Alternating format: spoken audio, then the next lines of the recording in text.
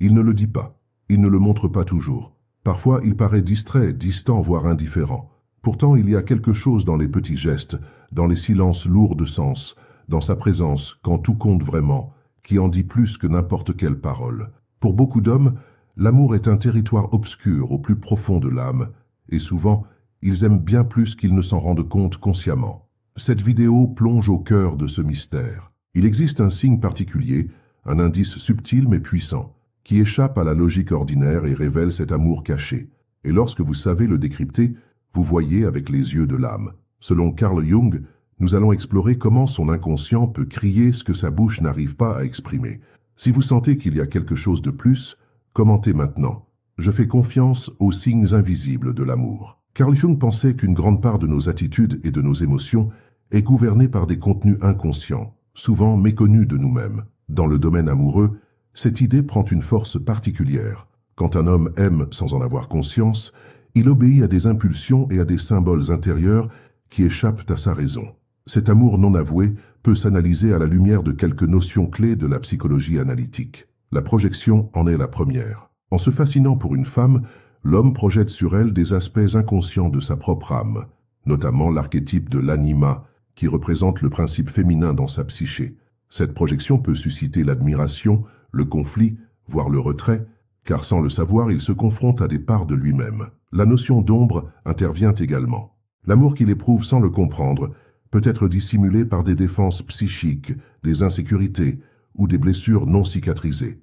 L'ombre englobe tout ce qu'il réprime ou nie, y compris des sentiments profonds qui ne cadrent pas avec son idéal d'autocontrôle et d'autosuffisance. Le processus d'individuation central chez Jung consiste à reconnaître ses sentiments, à intégrer l'ombre et à accepter la présence de l'anima. Tant que cela n'est pas fait, des signes inconscients, souvent manifestés par des attitudes subtiles et involontaires, sont les véritables messagers de cet amour voilé. C'est là que réside le signe révélateur. Il échappe au contrôle de l'esprit rationnel et jaillit directement de l'inconscient. C'est par une observation sensible et une écoute attentive que vous pourrez l'identifier, non pas avec les yeux, mais avec l'âme éveillée. Il la regarde comme on regarde un miroir sans en reconnaître le reflet. Quelque chose en elle l'attire de façon presque inexplicable, une sensation de familiarité née non de la vie partagée, mais de quelque chose de bien plus profond, l'inconscient. Jung nous montre que l'homme projette sur les figures féminines marquantes son anima, l'archétype de son âme intérieure, son côté sensible, réceptif, intuitif et émotionnel. Quand cette projection se produit, il ne tombe pas seulement amoureux de la femme en face de lui, mais de l'image intérieure qu'elle évoque. Une image qui lui appartient, même s'il n'en a pas conscience. Cet amour inconscient puise ses sources dans le symbolique. Il le bouleverse non parce qu'il le comprend, mais parce qu'elle touche sans le savoir à des aspects qu'il doit intégrer. L'intensité qu'il ressent reflète un processus psychique en cours. Cependant, comme toute projection, ce ravissement porte en lui ses illusions. Il voit en elle des qualités idéalisées, ou se braque devant des traits qui le dérangent, sans réaliser qu'il fait face à des fragments de lui-même personnifiés dans la figure féminine. C'est pourquoi l'homme aime souvent sans s'en rendre compte. Il est pris par une force qu'il ne maîtrise pas. Sa raison tente de minimiser, de justifier, ou même de nier ce sentiment. Mais la connexion est réelle. Elle se ressent dans la chair, dans la poitrine, dans les rêves, dans les souvenirs récurrents. Ce qui manque, c'est la conscience. Et c'est là que demeure le mystère. Il ressent, mais il ne comprend pas. Et faute de comprendre, il ne verbalise pas, n'admet pas, n'agit pas. Ce silence émotionnel n'est pas de l'indifférence, mais de la confusion intérieure. L'anima, à cet égard, fonctionne comme un miroir de l'âme. Elle surgit dans la relation comme une opportunité de croissance, mais aussi comme un défi. Elle peut éveiller en lui une soif de plénitude, un désir de s'améliorer, de toucher à quelque chose de plus profond que le quotidien. Lorsque cela se produit, même s'il ne sait pas le nommer, un changement subtil prend place. Son attention se tourne vers elle plus intensément, néanmoins inconsciemment. Il l'écoute davantage, remarque des détails, se remémore des mots, souffre de son absence, sans forcément l'admettre, pas même à lui-même. L'amour inconscient ne s'exprime pas par un discours limpide, mais par une tension interne. Il oscille entre rapprochement et retrait, entre impulsion et résistance. Car aimer quelqu'un dans cette perspective jungienne, c'est aussi être confronté à sa propre âme. Or, cela exige du courage. Reconnaître des sentiments qu'il a peut-être appris à réprimer très tôt réclame qu'il accepte sa vulnérabilité et se réconcilie avec son aspect émotionnel, partie souvent refoulée au nom de la virilité, du contrôle, de l'indépendance. C'est pourquoi cet amour peut être si fort et pourtant si inconscient. Il existe, palpite, se manifeste dans les gestes les plus subtils, mais n'a pas encore franchi le seuil de la conscience.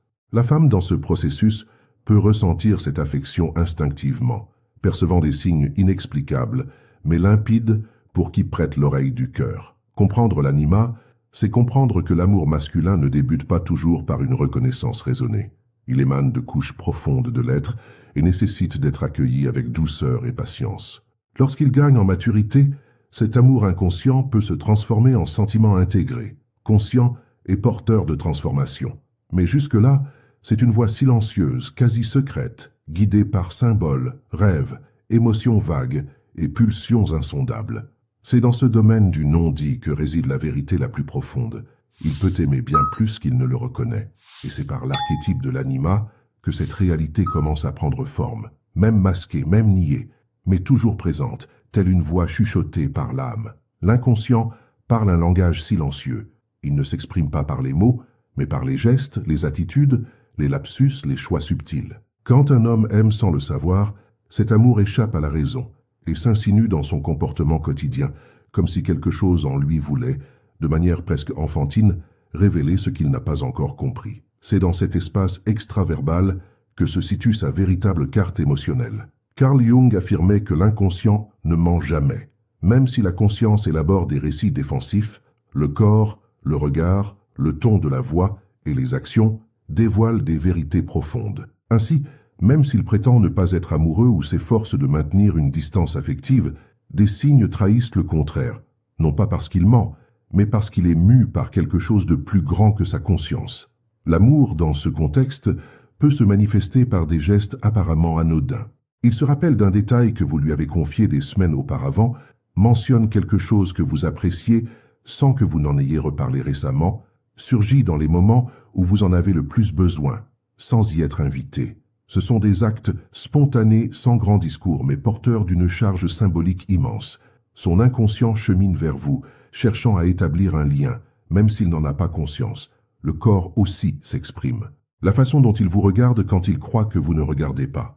Sa manière de se rapprocher physiquement, ou la façon dont son corps semble chercher le vôtre, même dans l'ordinaire. Le sourire qui naît à votre arrivée. L'inconfort face à une séparation possible. Ces signes ne sont pas programmés. Ils surgissent parce que le sentiment est déjà là, étouffé par la raison ou la peur. Autre signe révélateur, sa disposition à vous écouter. L'homme qui aime inconsciemment prête attention avec présence, même s'il n'est pas volubile. Il y a une délicatesse presque respectueuse dans la manière dont il s'intéresse à vos paroles.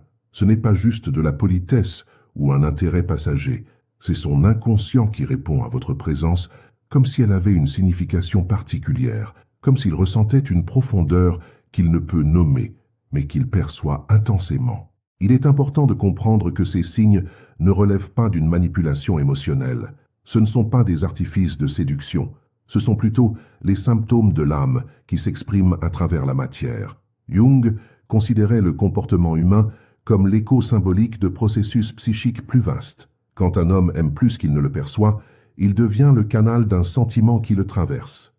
Et son expression passe par ces petits gestes. Il cherche à prendre soin de vous, à vous protéger subtilement, ou même à se confronter à lui-même en ressentant quelque chose qu'il n'attendait pas. Il existe aussi l'ambiguïté propre à ce type d'amour. Il peut sembler proche un instant, puis se retirer. Ce mouvement n'est pas de la froideur ou de l'indifférence, mais le reflet d'un combat intérieur. Il ressent quelque chose de réel, mais tente encore de comprendre ce que c'est. Lorsqu'il se rapproche trop, le sentiment le confronte, le désarme, le met à nu. Alors il recule, non pas pour fuir l'autre, mais pour fuir lui-même. Jung disait que l'inconscient se protège tant qu'il n'est pas prêt à émerger. Ce retrait est donc un mécanisme de défense de l'ego, et non une preuve d'absence d'amour. Le défi, pour qui l'observe, consiste à savoir lire ces signes avec maturité et sensibilité. Toute nuance discrète n'est pas illusoire. Au contraire, dans le domaine psychique, ce sont souvent les manifestations les plus discrètes qui portent le plus de vérité. Lorsque l'intensité émotionnelle n'est pas comprise, elle se transforme en symptôme. Dans le cas de l'amour inconscient, le symptôme est le geste silencieux, le soin déguisé, le regard un peu plus long. Quand un homme aime plus qu'il ne s'en aperçoit, son inconscient finira par le trahir. Car l'amour authentique trouve toujours un moyen de se manifester, même par un simple effleurement, un message envoyé hors du moment, ou un silence plus éloquent que 1000 paroles.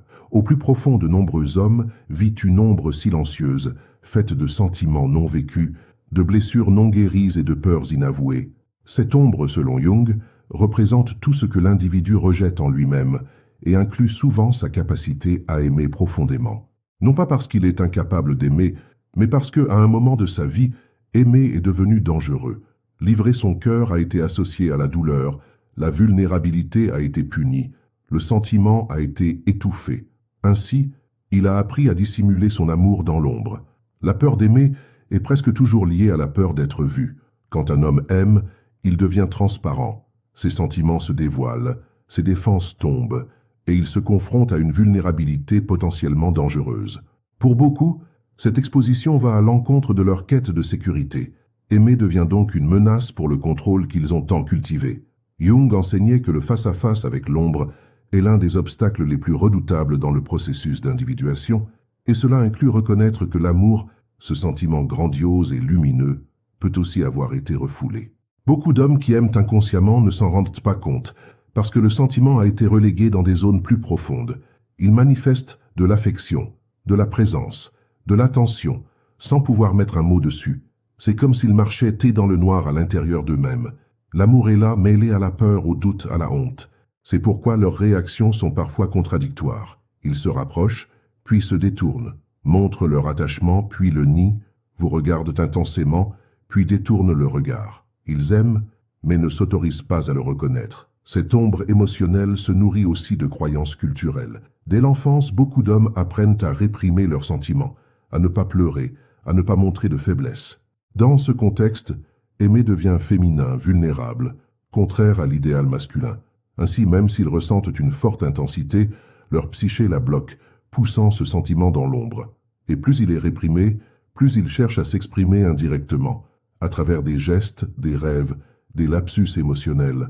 Le grand paradoxe est que plus ils tentent de cacher, plus leur inconscient s'efforce de révéler. L'amour enfoui dans l'ombre est agité. Ils cherchent des voies symboliques pour se manifester. Préoccupation excessive, jalousie contenue, attention inexplicable, connexion qu'ils ressentent sans savoir expliquer. Ce sont les moyens que la psyché trouve pour maintenir le sentiment vivant, même en l'absence de consentement conscient.